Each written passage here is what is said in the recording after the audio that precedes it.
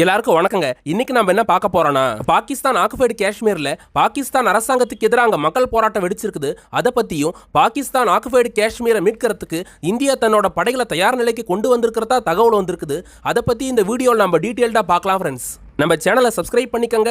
இப்போ வாங்க வீடியோக்குள்ள போலாம். நார்த் கொரியா சவுத் கொரியாவோட பார்டரை விட ரொம்ப ஆபத்தான பார்டர் எதுனா அது இந்தியா பாகிஸ்தானோட பார்டரா தாங்க இருக்குது. ரெண்டு நாடுகளுக்கு நடுவுல சின்னதா ஒரு பிரச்சனை ஏற்பட்டா கூட அந்த பார்டர் பகுதியில் எந்த நிமிஷமும் போர் தொடங்குறதுக்கான ஆபத்து பல மடங்கு அதிகமா இருக்குதுங்க. இப்படிப்பட்ட நிலைமையில 2025க்கு அப்புறம் இப்ப 2026ல இந்தியா பாகிஸ்தான் நாடுகளுக்கு நடுவுல நேரடியா யுத்தம் மூடுறதுக்கான சாத்தியங்கள் ரொம்ப அதிகமா இருக்கிறதா தகவல் வந்திருக்குதுங்க. கடந்த காலங்கள்ல இந்தியா பாகிஸ்தான் நாடுகளுக்கு நடுவுல பெரும்பாலும் காஷ்மீர் விவகாரத்தை முன் வச்சுதான் போர் நடந்திருக்குதுங்க. ஒரே ஒரு தடவை மட்டும்தான் வங்கதேச விடுதலை போறப்ப இந்தியா பாகிஸ்தான் நாடுகளுக்கு நடுவுல 13 நாள் அப்ப போர் நடந்தது.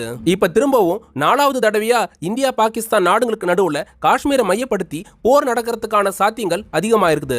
சுதந்திர வாங்கின காலத்துல இருந்து இந்தியா பாகிஸ்தான் நாடுகளுக்கு நடுவுல நீண்ட கால பிரச்சனையா இருக்க POK பாகிஸ்தான் ஆக்குபைடு காஷ்மீர் பகுதியில தான் மக்கள் போராட்டம் கட்டுக்கடங்காம நடந்துட்டு இருக்குதுங்க. கடந்த 4 நாளா பாகிஸ்தான் அரசாங்கமும் அவங்களோட ராணுவமும் POK பிரச்சனை எப்படி தீர்க்கிறதுன்னு தெரியாம தான் தலையை பிச்சுட்டு உட்கார்ந்துட்டு இருக்கிறதா குளோபல் மீடியாவா இருக்க தி அசோசியேட்டட் பிரஸ் வந்து செய்தி வெளியிட்டு இருக்காங்க. தற்சமயம் பாகிஸ்தான் ஆக்குபைடு காஷ்மீர் பகுதியில் அப்படி என்னதான் பிரச்சனை போயிட்டு இருக்குதுன்றத நம்ம ஒவ்வொன்றா டீடைல்டா பார்க்கலாம் ஃப்ரெண்ட்ஸ். இந்திய துணைக்கண்டத்தோட தலைப்பகுதியா அமைஞ்சிருக்க காஷ்மீர் நிலப்பரப்பு பிரிட்டிஷ் சுதந்திரம் கொடுத்துட்டு போறதுக்கு முன்னாடி வரைக்கும் இமயமலையோட இயற்கை அழகு தாளாற்ற ஒரு அமைதியான இடமா தாங்க இருந்தது. அங்க வாழ்ந்த காஷ்மீரி மக்கள் ரொம்ப ஒரு அமைதியான வாழ்க்கை தான் வாழ்ந்துட்டு வந்தாங்க. அதுவே 1947ல பிரிட்டிஷ் இந்தியா விட்டு வெளியேற அந்த காலகட்டங்கள்ல அந்த பகுதி கொஞ்சம் கொஞ்சமா பிரச்சனைக்குண்டான ஒரு இடமா மாற ஆரம்பிச்சது. காஷ்மீர் பகுதியை ஆட்சி செஞ்ச மன்னர் ஹரிசிங் வந்து இந்தியா கிட்ட தான் காஷ்மீர் நிலப்பரப்பை ஒட்டுமொத்தமா ஒப்படைச்சிருந்தாரு. ஆனா பாகிஸ்தான் என்ன பண்ணாங்க, இந்தியாவோட சண்டைக்கு வந்தாங்க.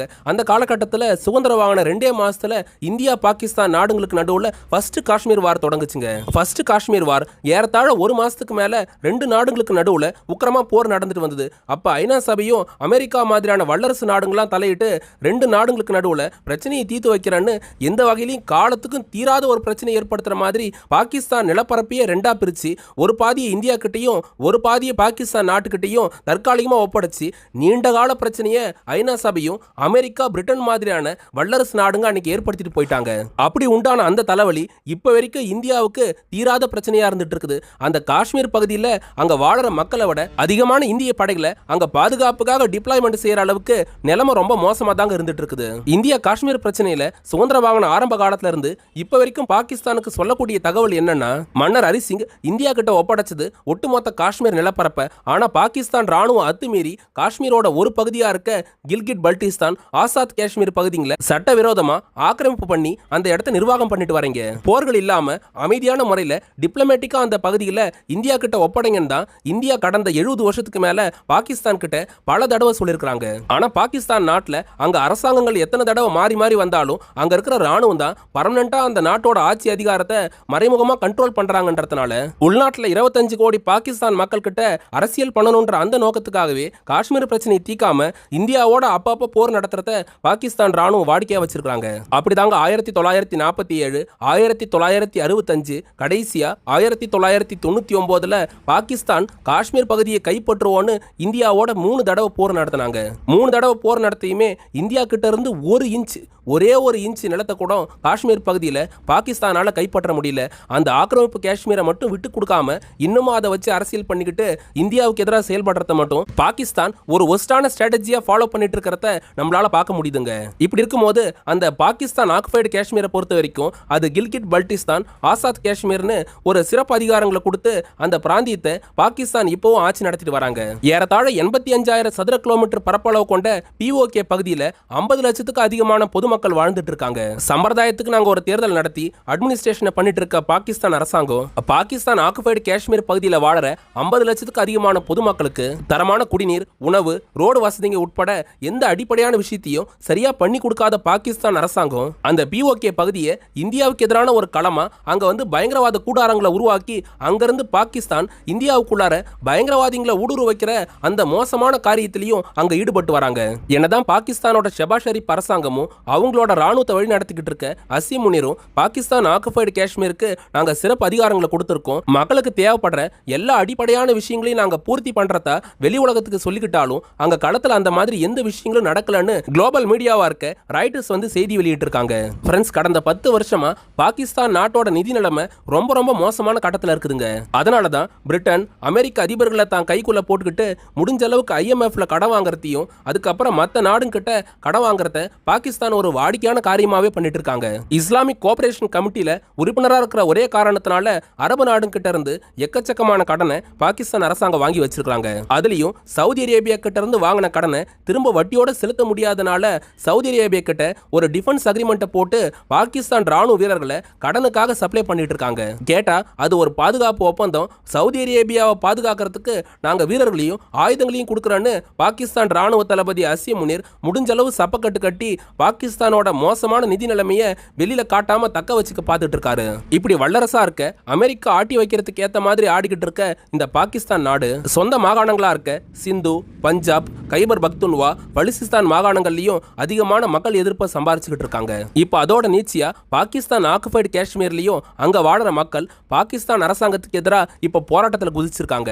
ஃப்ரெண்ட்ஸ், POK பகுதியில் ஜம்மு காஷ்மீர் ஜாயிண்ட் அவாமி ஆக்ஷன் கமிட்டின்ற பேர்ல அங்க ஒரு மக்கள் இயக்கம் செயல்பட்டு வந்தது.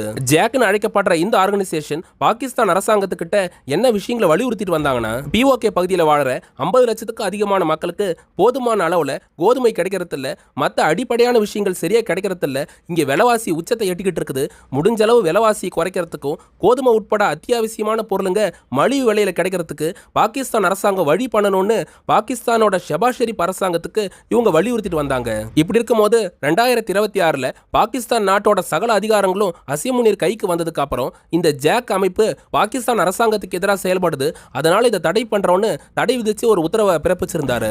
இந்த தடை உத்தரவு வந்ததுக்கு அப்புறமே பாகிஸ்தான் ஆக்குபைடு காஷ்மீர் பகுதியில கடந்த ஒரு வாரமா மக்கள் போராட்டம் அதிகமாயிடுச்சு. அங்க செயல்பட்டு வந்த ஜாக் கமிட்டியை சேர்ந்த ஆட்கள் மட்டும் இல்லாம மத்த பொதுமக்களும் பாகிஸ்தான் அரசாங்கத்துக்கு எதிராக போராட்ட காலத்துக்கு வந்ததுனால பாகிஸ்தான் நிலகுலைஞ்சு போயிட்டாங்க. ஃப்ரெண்ட்ஸ், இது மட்டும் இல்லாம அங்க பாகிஸ்தான் ஆக்குபைடு காஷ்மீர்ல போராடின மக்கள் நாங்க இந்தியாவோட சேரத்துக்கு விருப்பம் தெரிவிக்கிறோம்னு இந்தியாவோட பிளாக கையில ஏந்தின விஷயங்களும் அங்க அரங்கேறிச்சு. இதனால பாகிஸ்தான் ராணுவம் உடனடியாவே அந்த POK பகுதியில எங்க இந்தியாவோட இன்ஃப்ளூயன்ஸ் அங்க அதிகமாயிட போகுதுன்னு அங்க போராட்டத்தை தடுக்கிற விதமா 30,000க்கு அதிகமான ராணுவ வீரர்களையும் போலீஸையும் அங்க களமிறக்கினாங்க. கில்கிட் பல்டிஸ்தான் ஆசாத் காஷ்மீர் பகுதிகளை ஒருங்கிணைக்கிற ரோட்வேஸை கட் பண்ணி அங்க ஊரடங்க பிறப்பிச்சிருந்த பாகிஸ்தான் ராணுவம் போராட்டம் பண்ற மக்களுக்கு எதிராக அத்துமீறி கன் ஷூட்டை பண்ணிருந்தாங்க.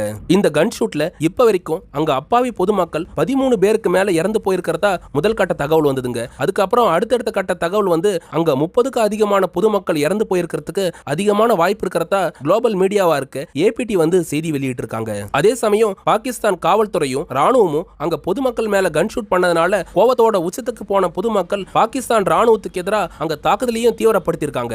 இதனால அசாதாரண சூழ்நிலைக்கு உட்பட்டிருக்க அந்த POK பகுதியில மக்கள் போராட்டம் உச்சகட்டத்தை இப்ப எட்டி இருக்குதுங்க. பாகிஸ்தான் போலீஸும் பாகிஸ்தான் ராணுவமும் நடத்தின தாக்குதல்ல அங்க உயிரிழப்பு மட்டும் பதிவாகலங்க, 200 பேருக்கு மேல காயம் அடைஞ்சிருக்கிறதாவும் தகவல் வந்திருக்குதுங்க.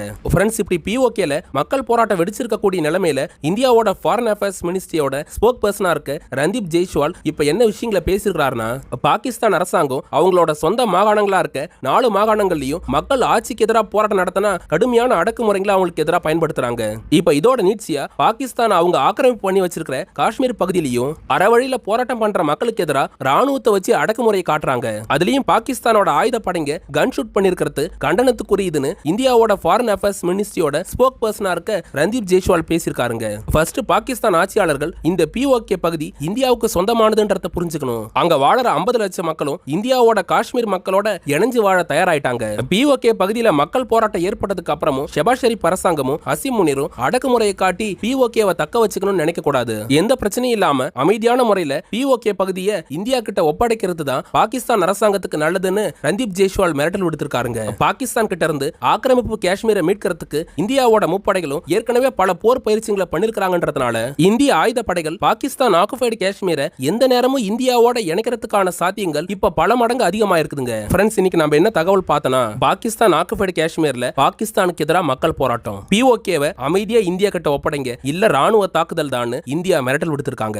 அப்புறம் POKவோட சின்ன வரலாறு. இந்த மாதிரி நிறைய தகவலை தெரிஞ்சுக்க நம்ம சேனலை சப்ஸ்கிரைப் பண்ணிக்கங்க, தொடர்ந்து சப்போர்ட் பண்ணுங்க. எங்களுக்கு சில நண்பர்கள் யூடியூபோட சூப்பர் தேங்க்ஸ் ஆப்ஷன், அதுக்கப்புறம் QR கோட் மூலமா ஹெல்ப் பண்றாங்க. நீங்களும் ஹெல்ப் பண்ண நினைச்சீங்கன்னா இந்த ஆப்ஷன்ஸை பயன்படுத்தி எங்களுக்கு உதவலாம். ஃப்ரெண்ட்ஸ், UPSC TNPSC கேட்ட சில புத்தகங்களை நாங்க டேக்டு ப்ராடக்ட்ஸ் தான் கொடுத்திருக்கோம், அதையும் போய் செக் பண்ணி பாருங்க. வல்லரசு நாடுங்க போருங்களை அடியோட கைவிட்டுட்டு மக்களுக்கான அடிப்படை தேவையா இருக்க கல்வி, உணவு, மருத்துவத்துக்கு முக்கியத்துவம் கொடுக்கணுங்க. அடுத்து ஒரு டிஃபென்ஸ் ஜியோ பாலிடிக்ஸ் தகவலோட நாளைக்கு உங்களை வந்து சந்திக்கிறேன். அது வரைக்கும் உங்ககிட்ட இருந்து விடை பெறுவது ஆல் இன் தமிழ்.